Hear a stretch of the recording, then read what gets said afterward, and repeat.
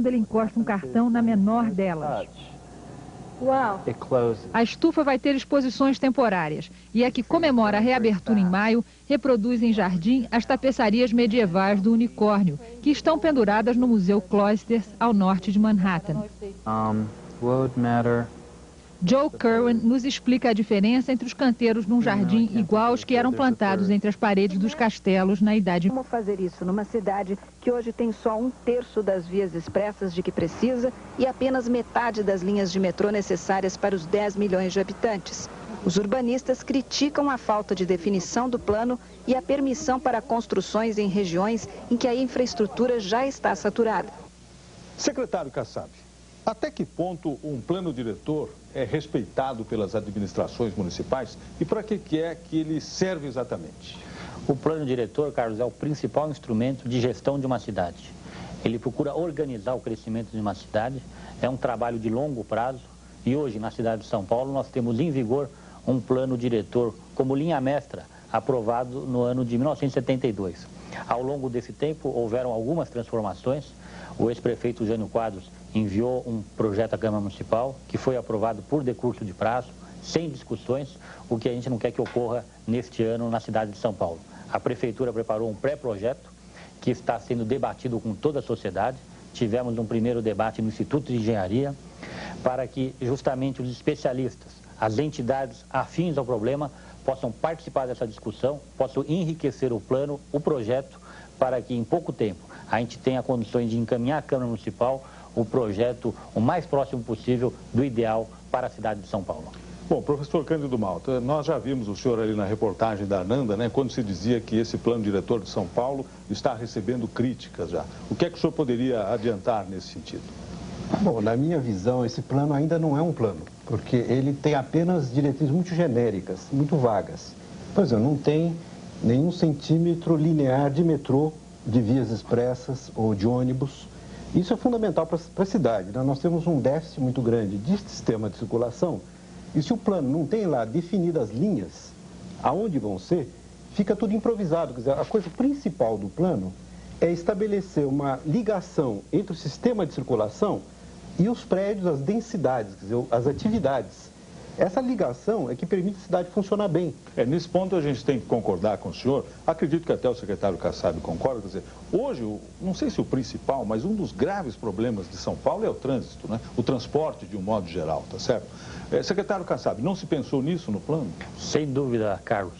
Inclusive, quando se coloca que esse plano favorece a política do adensamento, nós deixamos bem claro que esse adensamento vai ser realizado onde for possível adensar. Vamos explicar o que é o adensamento exatamente, secretário. Adensamento é você concentrar o desenvolvimento urbano, o desenvolvimento da cidade, seja na questão de moradia, seja na questão de empregos, em regiões que possam suportar esse crescimento. Isso é, que tenham infraestrutura suficiente. O que é infraestrutura suficiente?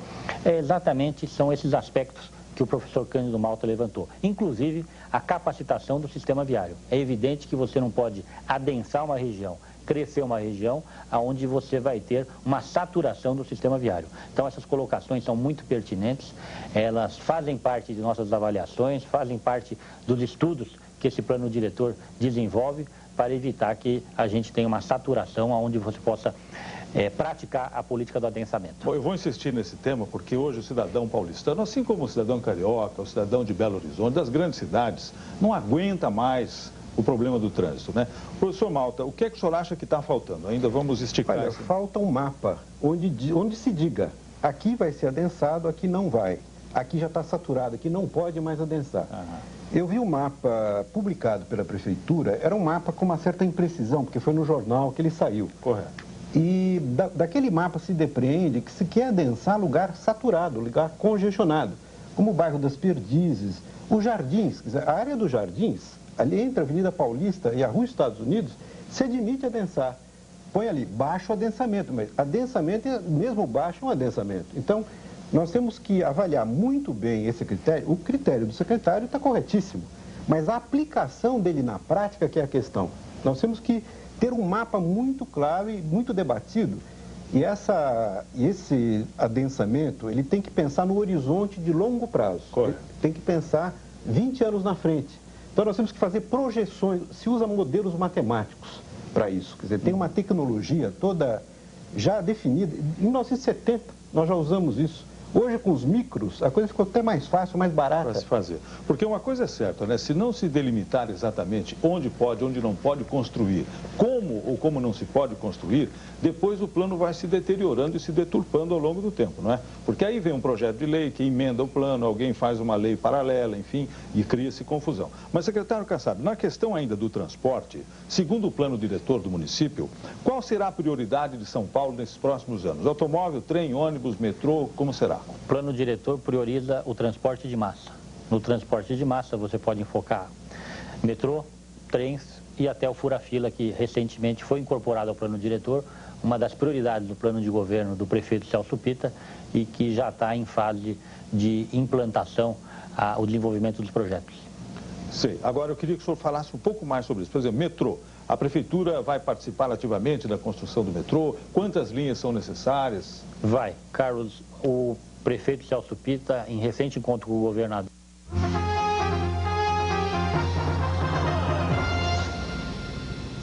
tumulto e pancadaria na porta da Bolsa de Valores do Rio de Janeiro. Nós temos aqui as imagens feitas na porta da Bolsa de Valores do Rio de Janeiro. O que está acontecendo é que a Polícia Militar agora está começando a reprimir os manifestantes. O coronel Patrício da PM do Rio de Janeiro havia avisado que apenas uma pessoa poderia estar fazendo a manifestação na porta da Bolsa.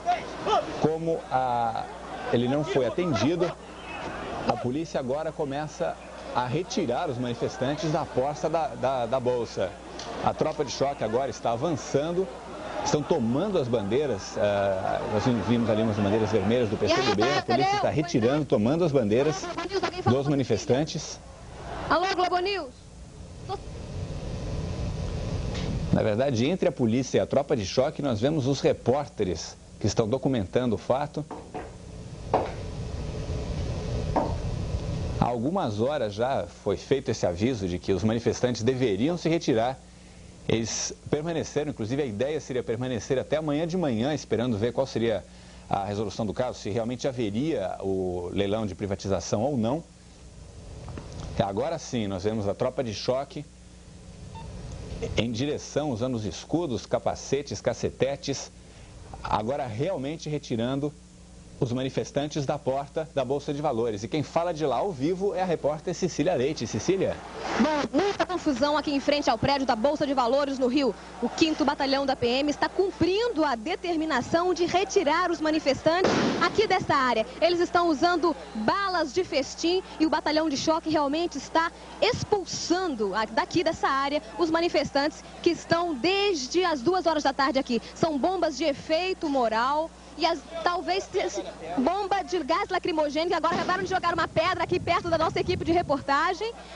E a ação dos policiais continua. Os manifestantes não poderiam ficar aqui nesta área, porque uma área de 100 metros foi isolada pelos policiais. Toda a área foi cercada por grades e os manifestantes não poderiam estar aqui. Eles chegaram às 2 da tarde, chegaram mais cedo, surpreenderam a segurança e pretendiam ficar aqui em vigília até amanhã às 10 da manhã, que seria o horário previsto inicialmente para o leilão de privatização da Vale do Rio Doce. Pelo que se pode observar, a polícia não está tendo uma ação violenta. Os manifestantes foram retirados por uma forte barreira policial. O batalhão de choque da Polícia Militar empurrou os manifestantes para fora, mas pelo que se pode observar daqui, não houve uma manifestação violenta. A Polícia Militar não usou de violência. Os manifestantes estão se retirando, alguns deles estavam cantando há pouco o hino nacional e a polícia continua agindo no sentido de fechar aqui esta área. Eles estão puxando agora uma grade que foi colocada aqui em frente à Bolsa de Valores do Rio. Eles estão colocando uma grade para impedir que os manifestantes voltem a tomar conta aqui desta área em frente à Bolsa de Valores, em frente ao pregão. Cecília Leite, para o Em Cima da Hora. Nós acompanhamos o momento exato em que a tropa de choque da Polícia Militar retirava os manifestantes da porta da Bolsa de Valores do Rio de Janeiro. Já havia sido feito um pedido para os manifestantes se retirassem daquela área. o pedido não foi aceito e a polícia de choque acabou tendo que agir sem muita violência, mas com vigor, retirando os manifestantes ali daquela área em frente à Bolsa de Valores do Rio. Nós vimos os policiais usando, inclusive, bombas de efeito moral, bombas de gás lacrimogênio. E agora, na verdade, está sendo ampliada a área que eles estão retirando os manifestantes. Antes seria a área restrita apenas à frente da Bolsa de Valores. Agora é praticamente toda a Praça 15 no centro do Rio de Janeiro. Isso, com certeza, para garantir a segurança do local e que os manifestantes voltem, para dificultar a volta dos manifestantes ao local. Nós acabamos de ouvir agora uma outra bomba, mas aparentemente sem violência. Não está sendo usada a força, não tem feridos.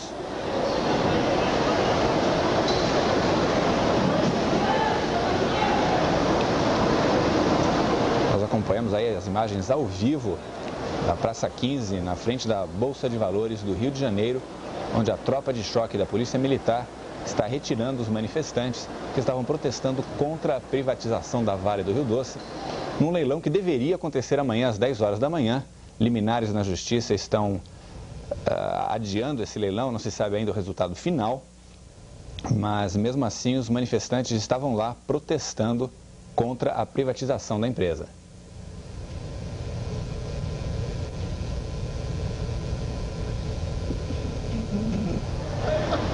Nós vemos agora a tropa de choque em direção às ruas que cercam a Bolsa de Valores, atrás de manifestantes. Eles estão realmente ampliando o cerco, a área de proteção na porta do prédio da Bolsa. Agora, certo? Não deixar vazar para dentro de novo. A gente vai fazer uma situação lá fora. Inclusive a área onde está a nossa equipe está agora isolada, não se vê os manifestantes ali no fundo, nós podemos acompanhar nas imagens ainda.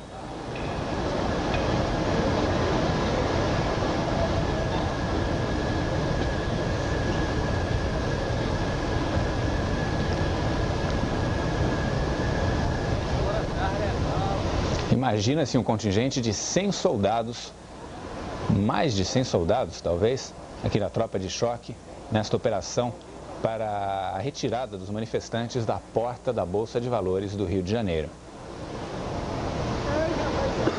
Nós temos alguns soldados na área que até há alguns minutos estava ocupada pelos manifestantes.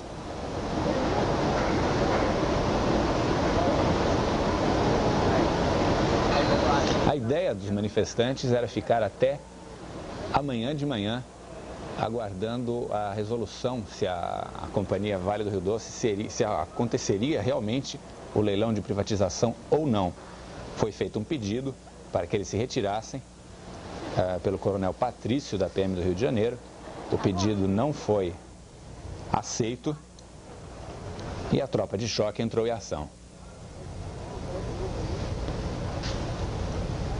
O que está sendo feito agora, a tropa de choque fez um perímetro de aproximadamente 300 metros na frente do prédio da Bolsa, de proteção, para os manifestantes não se aproximem da entrada do prédio.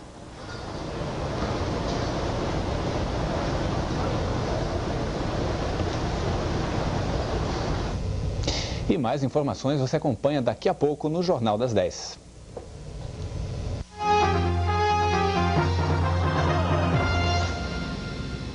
O governador propôs uma parceria do governo do estado com a prefeitura para a agilização da implantação do metrô na cidade de São Paulo. A prefeitura fez uma proposta ao governo do estado, essa proposta está sendo estudada pela Secretaria dos Negócios Metropolitanos, aonde nessa proposta existe uma receita de uma operação urbana que seria realizado ao longo de cada nova linha do metrô. A operação urbana, para quem não conhece, é um mecanismo onde você potencializa a construção das áreas ao redor desse metrô e essa valorização tem uma contrapartida financeira para a prefeitura. Essa receita, ela iria para a realização das obras do metrô. É evidente, e concordo com o professor Cândido Malta, que nós não podemos permitir uma operação urbana, nem que seja ao longo de uma linha do metrô, se você não tiver uma perfeita análise da capacidade dessa infraestrutura. Bom, não só no que diz respeito ao transporte, mas saneamento, comunicações, água, escola, saúde. Então, são análises muito importantes e que tem que ficar muito bem definidas no plano diretor e na legislação complementar. Bom, vamos imaginar então o seguinte, a gente tem um quadrado, não é? E dividimos esse quadrado por em 4 pedaços. Digamos que 2 desses pedaços podem ser usados para a construção de prédios e os outros 2 são preservados. Um para garagens, o outro para jardim, enfim. E com o tal adensamento, esse quadrado é dividido em 8 partes, digamos assim, e aumentam as áreas de construção. É mais ou menos isso. Exatamente. Você pode aumentar na direção horizontal ou vertical. Na vertical, correto. Exato. E esse adensamento vai ser permitido desde que atenda todos os pré-requisitos de adensamento, inclusive o de infraestrutura. Professor Cândido Malta, o que o senhor acha disso? Olha, para o secretário ser coerente, ele deveria ligar o telefone nesse momento para a Câmara Municipal e sustar a aprovação do projeto dos fura-fila. Por que isso? Porque nesse momento está se delegando ao Poder Executivo, por decreto, fazer as linhas, definir as linhas, o traçado. Ora, esses traçados têm que ser definidos no plano diretor, como nós estamos aqui defendendo. Não é possível imaginar que, por decreto, o prefeito diga fura-fila aqui, fura-fila lá. Isso é o plano diretor, o papel do plano diretor. Eu estou muito preocupado, porque o fura-fila pode inviabilizar uma linha de metrô. Eu vou dar um exemplo. A linha Sacomã, que está sendo priorizada pela prefeitura, que vai do Sacomã até o centro, ela pode ser estendida até a Vila Prudente. Muito bem. A linha da Paulista do metrô está prevista para ir para a Vila Prudente. Agora, se puxa tráfego, se puxa passageiros pelo fura-fila, tira passageiros do metrô. Então, uma coisa inviabiliza a outra. Então, por isso é que precisa ter um plano de conjunto. O governo do estado precisa sentar na mesa, junto com a prefeitura, e fazerem juntos esse plano. Esse plano não é para a prefeitura, esse plano é para a cidade. Todos que atuam na cidade, governo estadual, governo municipal, até o federal, é que o federal atuou muito pouco em São Paulo. Mas se atuasse, deveria também participar. Agora, isso o secretário Kassab deixou claro na medida em que ainda é um anteprojeto, não é? Me parece que existe até uma possibilidade de que quem quiser dar palpite pode fazê-lo por escrito. É assim, secretário? Sem dúvida, não por escrito. Não apenas por escrito. O cidadão comum, o cidadão que não tem oportunidade de participar dos debates que a Secretaria tem promovido, fizemos um recentemente no Instituto de Engenharia, que foi o primeiro, teremos em breve um no Instituto dos Arquitetos, mas aquele que não tiver a oportunidade de participar desses debates poderá, por escrito, encaminhar suas sugestões, pedidos de audiência, que com o maior prazer a Secretaria estará à disposição para receber esses subsídios. Bom, deixa eu agora fazer um teste aqui com os nossos 2 entrevistados. Nós falamos muito aqui no programa em qualidade de vida, não é? Secretário Kassab, se o senhor pudesse pôr a sua pitadinha ali no novo plano diretor, como porá, o que é que o senhor defenderia como pontos importantes para garantir ou aumentar, né? Porque nós temos pouca qualidade de vida em São Paulo. O que é que tem que ter no plano nessa direção? Olha, o aspecto mais importante que tem nesse plano, do ponto de vista de melhorar a qualidade de vida, é aquele que diz respeito a você colocar o emprego ao lado da moradia. Por exemplo, nós deixamos a priorização para a criação de polos de desenvolvimento econômico na cidade de São Paulo. Está sendo criada uma agência de desenvolvimento econômico. Essa agência vai definir critérios para a implantação desses polos de desenvolvimento econômico. O primeiro será na Zona Leste. Por que vai melhorar a qualidade de vida da população na Zona Leste? Carlos, são 4 milhões de habitantes na Zona Leste que trabalham na Zona Oeste ou no centro da cidade. Essas pessoas perdem por dia, em média, de 3 a 5 horas entre ir e vir do seu trabalho. Se você consegue ou fazê-las com que o seu emprego esteja na Zona Leste, ou, como sugere o professor Cândido Malta, melhorar o sistema de transporte da nossa cidade, sendo mais rápido o transporte delas ao seu emprego hoje na Zona Oeste ou no centro da cidade, elas vão ganhar de 2 a 3 horas por dia de tempo para se dedicar à família, ao lazer e até ao seu aperfeiçoamento profissional. Isso é melhorar a qualidade de vida do cidadão. Muito bem. O secretário Kassab, portanto, defende a localização do emprego perto da moradia.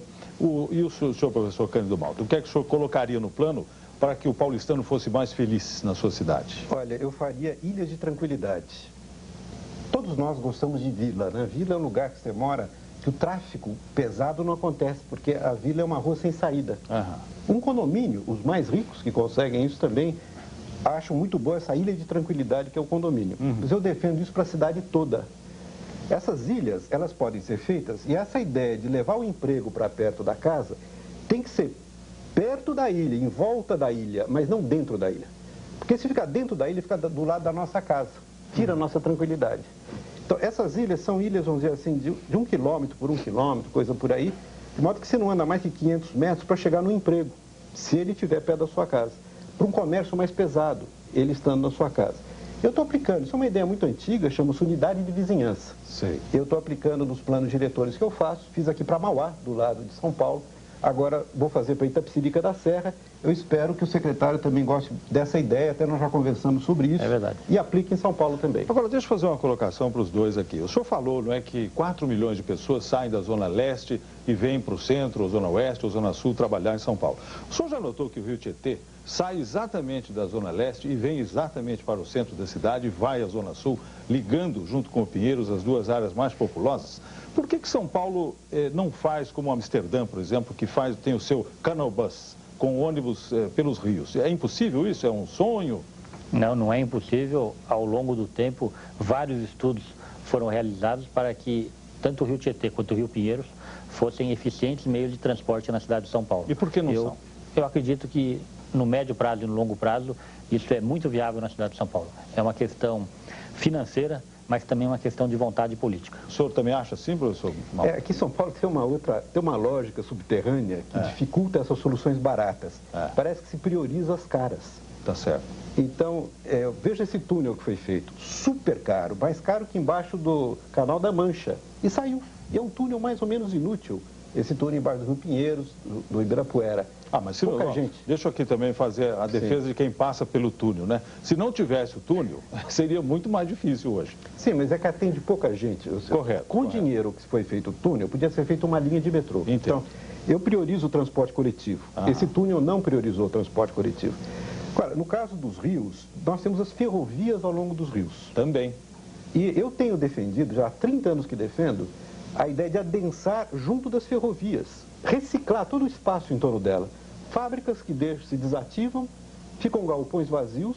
Moca, Ipiranga, Brás, Vila Leopoldina, Socorro. Já temos supermercados e antigas fábricas, temos centros culturais como o do Sesc aqui em Pompeia, em antigas fábricas.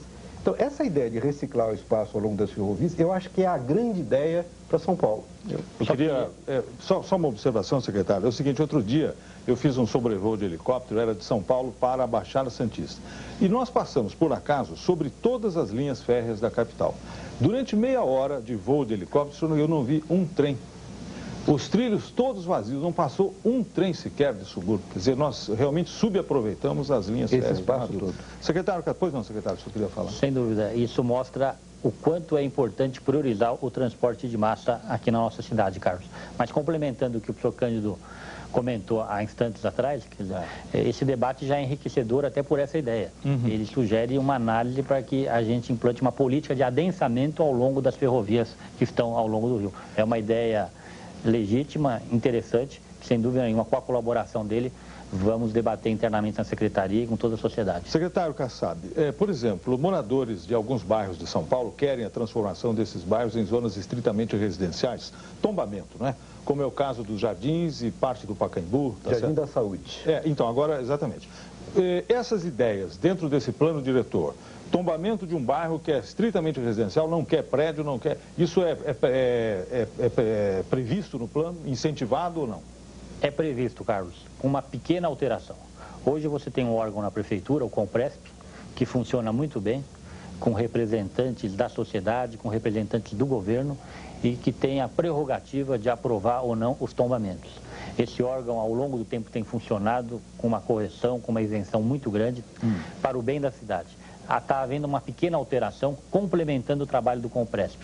Nos tombamentos que são realizados em áreas grandes, acima de determinada metragem, então esses tombamentos vão ser complementados por uma aprovação da CNLU, que é uma comissão um pouco mais abrangente, que enfoca alguns outros aspectos que o Compresp não aprova. Mas isso em nada diminui o poder do Compresp, ao contrário, complementa o bom trabalho que ele já vem realizando pela cidade de São Paulo. Professor Malta, no plano que o senhor fez em 1970 aqui para São Paulo, no que o senhor errou? O que não deu certo? Olha, na verdade, essa ideia de adensamento ao longo das ferrovias foi adotada. E não é que errou. Eu acho que a cidade que errou em não fazer isso. Não é o plano que errou. A cidade fugiu do plano. A cidade não obedeceu, priorizou o transporte individual. Correto. Quer dizer, isso é que saiu diferente do que o senhor pensava. Exatamente. Sim. E por isso eu acho que isso é uma ideia a ser retomada, não é uma ideia até nem original minha. Eu simplesmente peguei ideias que no mundo inteiro se usa, que é essa de usar as ferrovias como sistema de transporte coletivo. Certo. Quer dizer, é por isso que eu perguntei no começo, né, até que ponto que porque cada prefeito que muda, ele quer colocar, não é, a sua parte ali na história e nem sempre respeita como deveria. Secretário Kassab, parques públicos estão previstos no plano diretor de São Paulo? Estão previstos, está prevista a preservação de áreas verdes, o estímulo à criação de parques públicos e dentro das áreas verdes está previsto a criação de equipamentos urbanos dentro dessas áreas verdes. Por exemplo, algum parque novo, grande, importante, além do Ibirapuera, vai ser criado algum parque ou vão ser melhorados os que já existem? Não, isso não é matéria para plano diretor, isso seria em legislação complementar. Correto. Eu acho que é para plano diretor. Os grandes parques da cidade devem ser objeto do plano diretor. Eu vou dar até um exemplo, o Parque Anhanguera. O Parque Anhanguera, no momento, tem uma lei sendo discutida na Câmara Municipal que quer colocar bem no meio do Parque Anhanguera aquela central cerealista que está hoje ali no Parque Dom Pedro. Rua Santa Rosa. Rua Santa Rosa. Isso. E eles escolheram, infelizmente, botar no meio do Parque Anhanguera.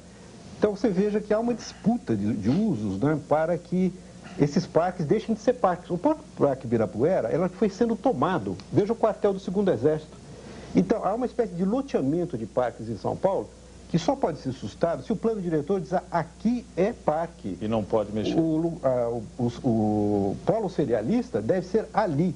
Quer dizer, esse tipo de definição, que são as grandes definições da cidade, é que dão uma orientação, porque lá os vereadores ficam achando que, tem uma área lá, o parque é tão grande, parece que está sobrando, por que não usar um pedaço? Fosse assim em Londres, por exemplo, né? Imagina o Hyde Park já estaria bastante reduzido hoje. Por exemplo, na área próxima do Rio Pinheiros, se a gente vai ali ao Parque Burle Marx, que a prefeitura fez numa das margens, né, do Pinheiros, e você olha as várzeas ali, tem áreas imensas ainda desocupadas, né? E que se fossem hoje tombadas ou preservadas, isso daqui a 20, 40 anos seria muito bonito, enfim, né? E tem que aproveitar e fazer isso enquanto não se construiu no local, embora a desapropriação seja cara e tudo. Mas uma última pergunta, secretário Kassab. De acordo com o novo plano diretor da capital, para onde São Paulo vai crescer? Qual é o direcionamento? Zona Sul, Leste, Oeste ou Norte? São Paulo cresce na horizontal, mas esse plano diretor também prevê um crescimento na vertical. Existia uma tendência de todos pensarem que São Paulo deveria crescer na horizontal. Esse plano, aonde for possível, diante do raciocínio que aqui já foi explicitado, da infraestrutura adequada, vai crescer também na vertical. Ok. Os senhores têm 1 minuto cada um para as suas considerações finais. Eu começaria com o professor Cândido Malta, por favor. Bom, o plano também está prevendo uma eliminação da lei do zoneamento pela forma como está. Eu espero que o secretário Kassab reveja essa posição, porque é um casuísmo total que estaria se implantando, porque cada uso seria examinado de per si, sem zonas, com critérios muito subjetivos que a própria secretaria, os próprios técnicos da SEMPA definiriam. Então seria uma chance de corrupção muito grande, nós teríamos uma possibilidade de milhões e milhões de reais serem decididos se investe ou não por força desses critérios subjetivos.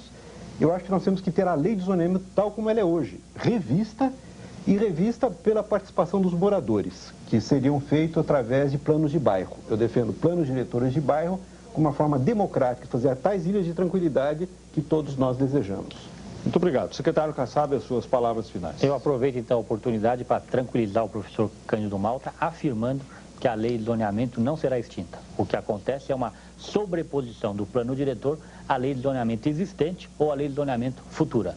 Quanto às ilhas de tranquilidade, eu acho que elas se aproximam muito da criação desses polos de desenvolvimento econômico, onde você vai ter os moradores indo trabalhar dentro do polo, quer dizer, que seria a ilha de trabalho.